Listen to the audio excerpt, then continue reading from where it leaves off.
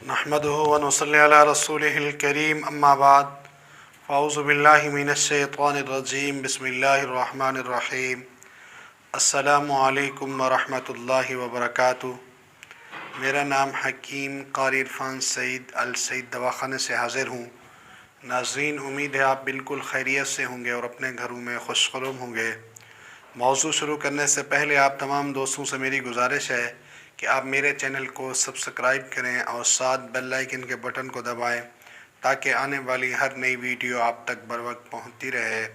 आज का जो मेरा मौज़ू है वो रमज़ान के हवाले से कुछ दोस्त सवाल करते हैं, हकीम साहब रमज़ान में बहुत ज़्यादा कमज़ोरी हो जाती है। ऐसे दोस्तों के लिए बेहतरीन दूध जो आप तमाम दोस्तों को मैं बताऊंगा, अगर आप ये रोज़ाना रात को इस्तेमाल करें, इंशाअल्लाह रमज़ान में आपको कमज़ोरी नहीं होगी बल्कि आप सेहतमंद रहेंगे।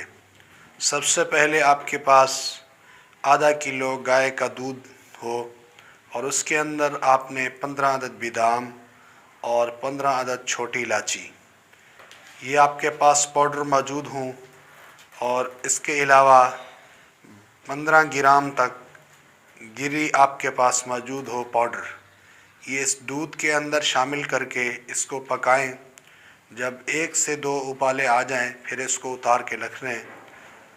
जब आप रात को तरावी पढ़ लें, तरावी पढ़ने के बाद इस दूध को ठंडा करके आप रोज़ाना इस्तेमाल करें।